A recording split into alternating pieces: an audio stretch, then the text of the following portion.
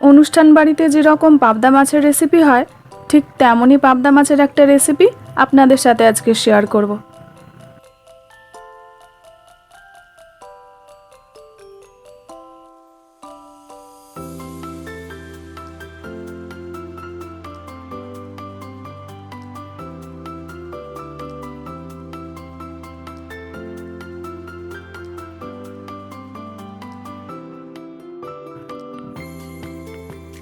পাবদা মাছের রেসিপিটা বানানোর জন্য এখানে আমি 700 গ্রাম পাবদা মাছ নিয়ে নিয়েছি।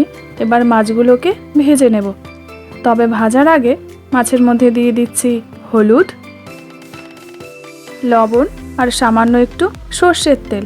এবারে মাছের সাথে ভালো করে মাখিয়ে নেব। এবার মাছের জন্য একটা মশলা করে নেব। তার জন্য একটা মিক্সিং জারের মধ্যে প্রথমেই দিয়ে দিচ্ছি 2 চামচ কালো সর্ষে, 1 চামচ সাদা সর্ষে, 1 চামচ পোস্ত আর কয়েকটা কাজু বাদাম আর 2টো কাঁচা লঙ্কা দিয়ে একটা স্মুথ পেস্ট তৈরি করে নিচ্ছি।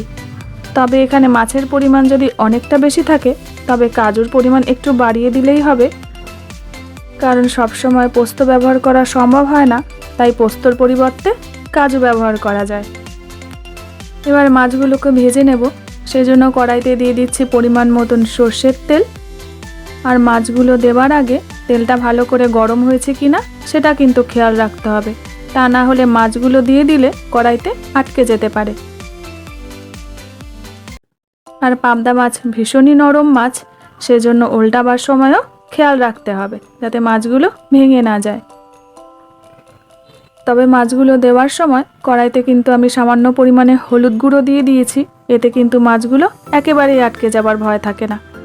এবারে মাছগুলো হালকা করে এপিটোপ ভেজে একটা পাত্রের মধ্যে তুলে নিচ্ছি।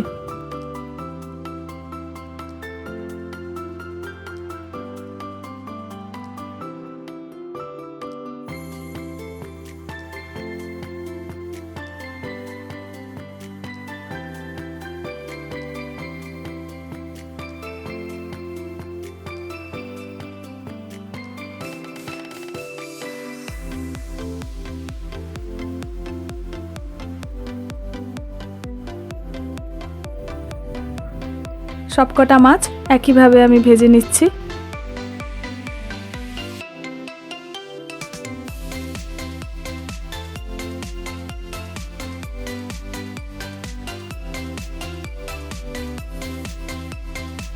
আর সবকটা মাছ ভাজা হয়ে গেলে একইভাবে পাত্রের মধ্যে তুলে নিচ্ছি। এবার মাছ ভাজা তেলের মধ্যেই দিয়ে দিচ্ছি 1/2 টিস্পুন কালো জিরে আর সামান্য একটু আদার কুচি। এবার একটু ফ্রাই করে এর মধ্যে দিয়ে দেব টমেটো পেস্ট। এখানে 2টো মিডিয়াম সাইজের টমেটো আগেই আমি পেস্ট করে নিয়েছি। আর টমেটো পেস্টটা দিয়ে ভালো করে মিশিয়ে নেব যতক্ষণ না টমেটোর কাঁচা গন্ধটা চলে যায়। 2-3 মিনিট মতো টমেটোটা ফ্রাই করে এর মধ্যে দিয়ে দেব হলুদ গুঁড়ো আর শুকনো লঙ্কা গুঁড়ো। তেলের মধ্যে যদি হলুদ আর শুকনো লঙ্কা দেওয়া যায় তাহলে কালারটা কিন্তু খুব সুন্দর আসে। এবার এর মধ্যে দিয়ে দিচ্ছি পরিমাণ মতন লবণ। লবণটা দিয়ে একটু নাড়াচাড়া করে যে পেস্টটা বানিয়েছিলাম এবার সেই পেস্টটা এর মধ্যে দিয়ে দিচ্ছি আর ভালো করে একবার মিশিয়ে নিচ্ছি।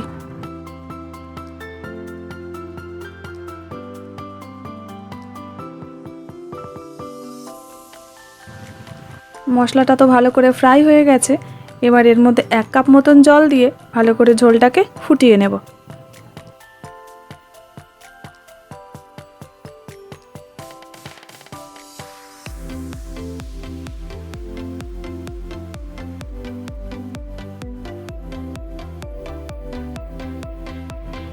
আর যখন ঝোলটা এইভাবে ফুটে উঠবে তখন যে মাছগুলো ভেজে রেখেছিলাম সেই মাছগুলো এর মধ্যে দিয়ে দেব।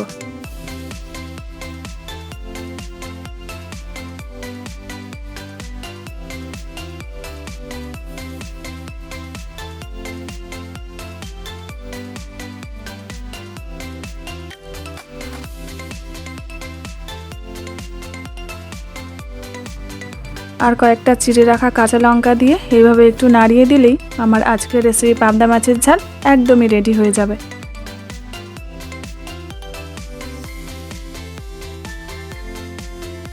এবারে এটা গরম গরম সার্ভ করে দেব। ভোজন রসিক বাঙালি সিরিজের আজকের পর্বের এই পাবদা মাছের ঝাল যদি আপনাদের ভালো লেগে থাকে তাহলে কমেন্ট সেকশনে কিন্তু আমাকে জানাতে ভুলবেন না। আর ভিডিওটা যদি ভালো লাগে লাইক শেয়ারের অনুরোধ রইল। এরকম নিত্য নতুন আর ইউনিক রান্নার রেসিপি পেতে আমার চ্যানেলটাকে সাবস্ক্রাইব করে অবশ্যই আমার পাশে থাকবেন। আবার চলে আসবো অন্য কোনো নতুন রেসিপির সাথে। ততক্ষণের জন্য সুস্থ থাকবেন, ভালো থাকবেন। Bye bye.